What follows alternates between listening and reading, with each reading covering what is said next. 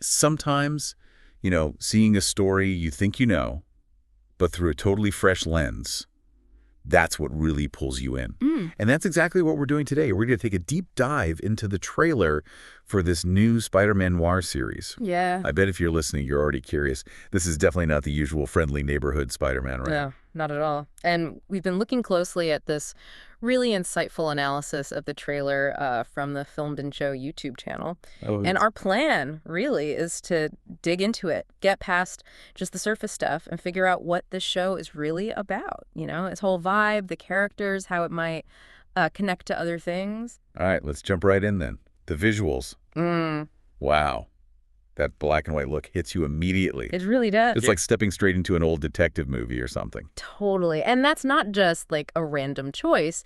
It's very much a nod to the original Spider-Man Noir comics. And what's really interesting here, they're apparently giving viewers a choice. You can watch it in black and white or in color. Oh, really? Like that Wolf Among Us game. Exactly like that. It kind of signals right away, doesn't it? This is going to be about murky morals, not just simple good versus evil. It's a really smart touch, actually. And that vibe, the city in the trailer, feels so, I don't know, gritty, corrupt. Oh, yeah. The analysis we watched even compared it to Sin City. That's a great comparison. And if you've seen that movie, you know what that means. Just this world soaked in shadow and moral decay.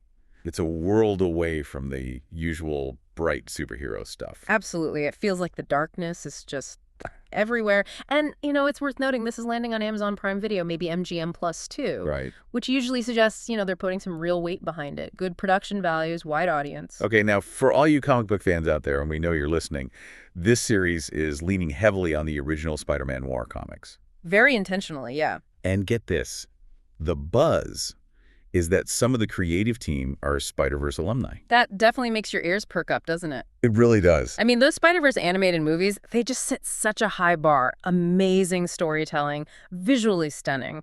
They really changed the game for Spider-Man stories, exploring all those different dimensions. Totally. But the analysis suggests this show, the Noir one, is going to focus more on the feel and the stories from those original Noir comics. Like, no immediate plans to tie it directly into the animated movies. Interesting. So, its own thing, basically. Seems like it. Maybe aiming for something a bit more, I don't know, grounded within its own dark little corner of the multiverse. And right at the center of this shadowy world is the Noir Spider-Man, Peter Parker.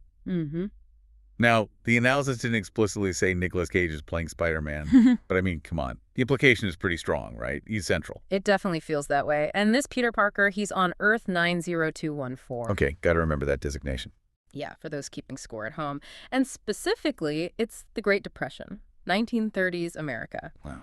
And that setting is just key. It explains all the corruption, the gangs. It's the air this character breathes. It's a very specific reality, separate from the main Marvel universe most people know. And his origin story is different too, isn't it? It's not the usual science lab accident. Not at all. He gets his powers from a spider, yeah, but one that crawls out of some ancient statue. Whoa. Which brings in this, mythical vibe, almost supernatural compared to other Spideys. So how does that change him? His powers, his attitude? Well, it's interesting. He still has the core stuff, right? Enhanced strength, speed, agility, wall crawling. He's got web shooters, though maybe more mechanical at first. And yeah, he has a spider side. Where's the butt coming? The big thing, the thing that really defines this Spider-Man Noir is that he's willing to kill. Whoa, hold on. A Spider-Man who kills? That's its recent. Yeah. It's a massive departure. But the world he lives in, the sheer level of crime and how deep the corruption goes, it pushes him. He's much more of an anti-hero. Okay. The lines are really blurred for him. Right and wrong aren't so clear-cut. And his costume, it apparently takes cues from Ben Urich's old World War I pilot gear. Huh. Adds to that gritty historical feel. Exactly.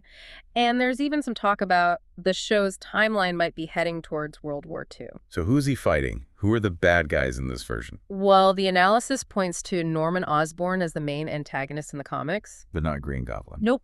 Here, he's reimagined as this ruthless crime boss basically running the city. That's a cool twist. Very different. Yeah, really compelling. And the trailer hints at others, too. There's a glimpse of someone with a cane. Looks a lot like Vulture. Okay. And maybe Felicia Hardy, Black Cat, in some kind of club scene. It seems like a lot of the classic villains are there in this Noir universe, just Yeah. different, adapted to the era, Doc Ock, Lizard, maybe even Venom, Chameleon, Kraven, Electro, Sandman. They exist in some form. But we don't know exactly who's showing up in the series yet or who's playing them. Nah, they're keeping that under wraps. Spoilers. Right, right. Okay, let's talk about Ben Urich. He's usually a reporter, right, at the Daily Bugle. He is, but here he's also Peter's mentor, his guide. But I'm guessing he's not just the wise old newspaperman archetype here. Definitely not. This Ben Urich is way more complicated. Yeah. Morally gray. He apparently traffics information from the criminal underworld, sells it. Wow. And he's also struggling with a morphine addiction. It paints a really bleak picture of journalism back then, maybe? Or just his journalism. And things don't end well for him in the comics, do they? No. The analysis suggests he likely gets killed by Osborn. Knows too much, basically. That's dark. Yeah. And that loss. That's what really pains Peter. Ben's death hardens him, cements his mission to fight the corruption that took his mentor. It's a major turning point. So the big question, when do we actually get to see this? Looks like 2026 is the target. Okay, still a ways off. Yeah. Exact date, how many seasons. Yeah. That's all still up in the air. Probably depends on how people react to it. Makes sense. Which kind of leads into the bigger picture, right? Sony and all their Spider-Man stuff. Exactly. The analysis touched on this seems like after maybe some bumps with other movies, they're really focusing back on Spider-Man characters. Maybe even talking about reboots down the line for some things. They'll have to keep track of. It really is. You've got Morbius, whatever is happening with Venom, the symbiote showing up in the MCU now. Right. The animated Spider-Verse movies continuing, talk of live-action Miles Morales in Sony's universe. It's complex, always shifting. And that's not even mentioning Tom Holland's Spider-Man over in the MCU.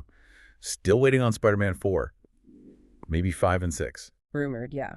Plus, potential Avengers stuff, especially Secret Wars. That's the big one everyone's talking about. Yeah. And the analysis even brought up some wilder speculation, like, could the MCU use Venom separately from Sony's version? And with Nick Cage doing Noir, could he pop up as Ghost Rider again in Secret Wars? Oh, wow.